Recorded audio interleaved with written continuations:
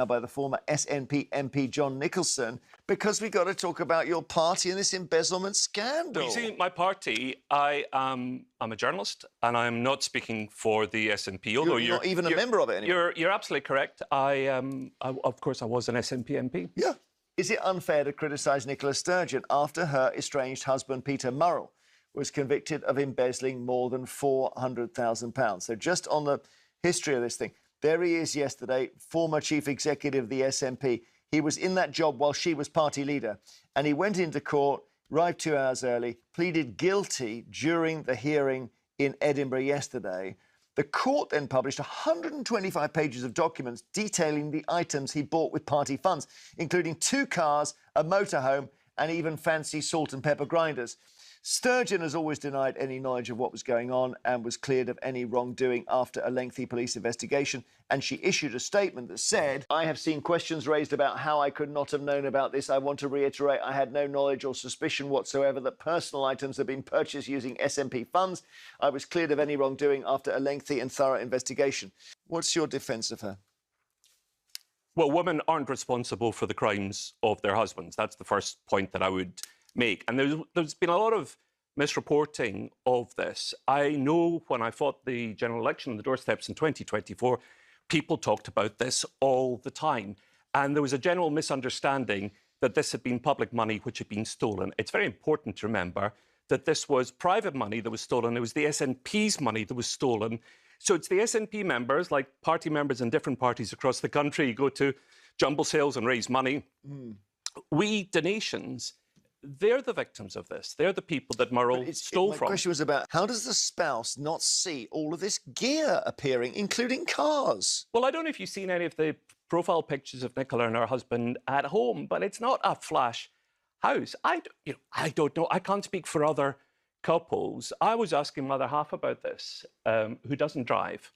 And he said that if I told him I bought a new car, he would say, "Can we afford it?" And that would kind of be it. The police have been over it and she wasn't charged. That may be the touchstone here. But I don't get it. Well, perhaps there'll be a plea in mitigation when he appears before the court next month. Love to hear that. Yeah, but we do, because otherwise, I mean, how on earth do you explain it? As far as Nicola Sturgeon, you're right, John, of course, a spouse should not be made to carry the can for her husband's crimes or vice versa, unless they are proven to have aided and abetted it.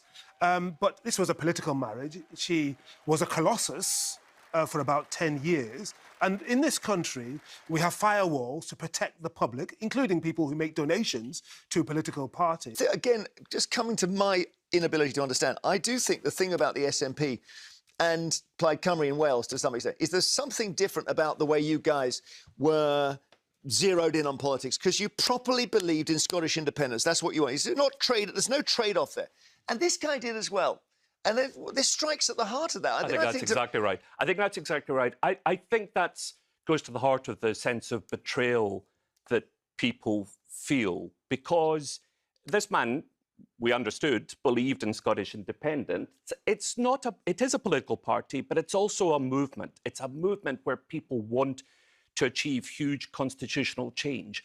And the idea that he would be undermining the movement, I think, really is a bitter blow for lots of people. And I think that's probably why he was able to do what he did for 20 years.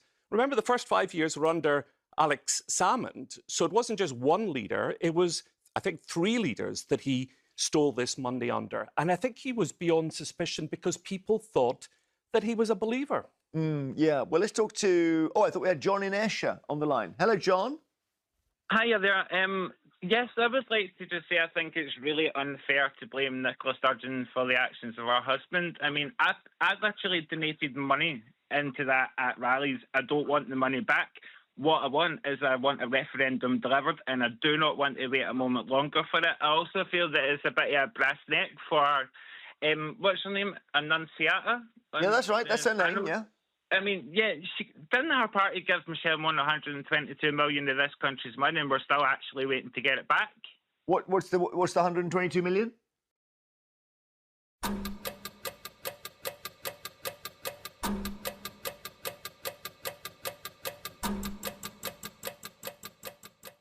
Probably would be liable to say Nicola Sturgeon must have known. I think It so. would be. Because the police did look her over.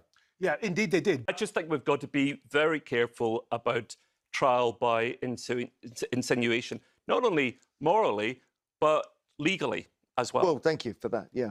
Why did it come out just after the recent Scottish council elections? Why did the SNP sit on it? If it had come out before, they would have got hammered in the election. I don't think the SNP sat on it. I think, I honestly, the police haven't cut them any slack here. I think it's court scheduling. I have to believe. You think that's a coincidence? The idea that the SNP controls both the police, having watched what just happened, and the court system is farcical. It is, as you say, it is court scheduling, and this is the date that had been set for some considerable time. And by the way, it was immensely damaging to the SNP in the 2024 election, as I know to my cost. I've got no desire to defend the SNP, but I don't think it's helped them. Everyone knew these charges were out there. The accusations were flying. Yeah. There just wasn't a guilty plea. It took a long time to come to court. And the SNP just won a fifth consecutive election with 80% of the constituency seats, something that Margaret Thatcher in her prime never achieved. Because Labour's collapsed. That's what's happened there, isn't it? Well, a bit of that, but the SNP got 38%, Labour in its landslide only got 33%, so it was an impressive victory. For sure. OK, Alex in Sutherland, hi. Oh, what do you want to say? Two things, Jeremy. One is nobody's mentioned the auditors. What were the auditors of the SNP accounts doing, sleeping on the job over this period of time?